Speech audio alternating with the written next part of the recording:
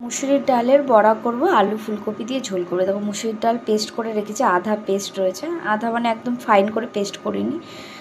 কালো জিরা দিয়েছি, নুন হলুদ চিনি আর সামান্য একটু লঙ্কার গুঁড়ো দিয়েছি। এটা ভালো করে ফেটিয়ে নেব, বড়া করে নেব। এখানে রসুন আছে 4 কোয়া মতো থেতো করা, আর একটা ছোট পেঁয়াজ বাটা। এখানে কালো জিরা লাগবে, 3টে কাঁচা লঙ্কা, টমেটো কুচি। এখানে জিরে ধনে শুকনো লঙ্কার গুঁড়ো, তারপরে হলুদ গুঁড়ো নুন চিনি রয়েছে। আর এখানে সব অল্প মাত্রায় নিয়েছি। দেখো এখানে একটা কাশ্মীরি লঙ্কার গুঁড়োর প্যাকেট রেখেছি। আর এখানটায় আমি আলু আর ফুলকপি সেদ্ধ করতে দিয়েছি। কড়াইতে সর্ষের তেল দিয়েছি, আর এখানে অল্প একটুখানি তেল দিয়ে নিয়েছি, গরম তেল দিয়ে ভালো করে ফেটিয়ে নিচ্ছি।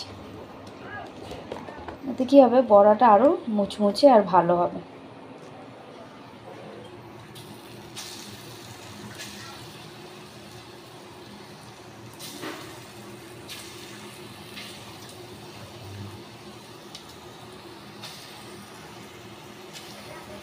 ডালের বড়াগুলো ভেজে নিয়েছি। কড়াইতে একটু তেল আছে, ওই তেলের মধ্যে একটু কালো জিরে দেবো, একটা টমেটো দিয়ে দেবো।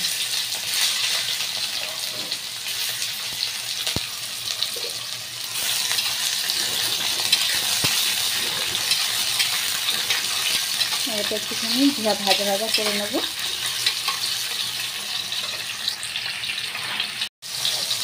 এটার মধ্যে আলু আর ফুলকপি সেদ্ধ করেছিলাম সেটা দিয়ে দেবো।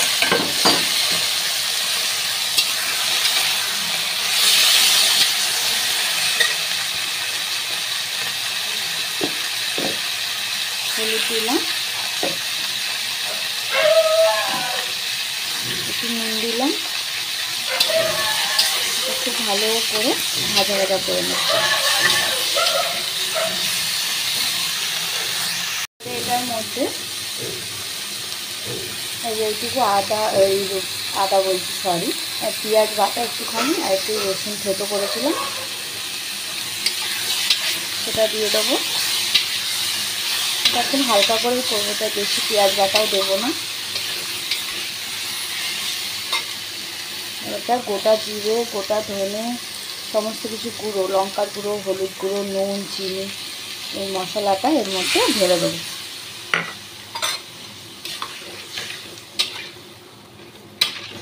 যেহেতু আলু ফুলকপি সেদ্ধ আছে সেহেতু তাড়াতাড়ি হয়ে যাবে।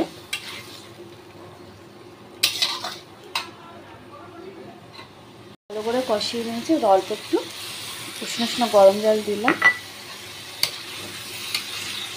দিয়ে আর 1-2 মিনিট নাড়িয়ে নেব।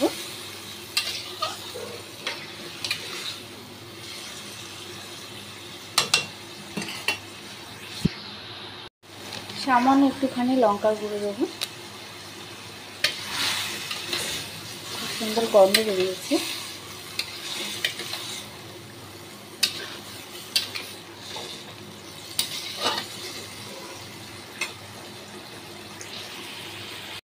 এবারটা এই যে গরম জলটা করে রেখেছি, এটা আপনারা আন্দাজ মতো দিয়ে দেবে।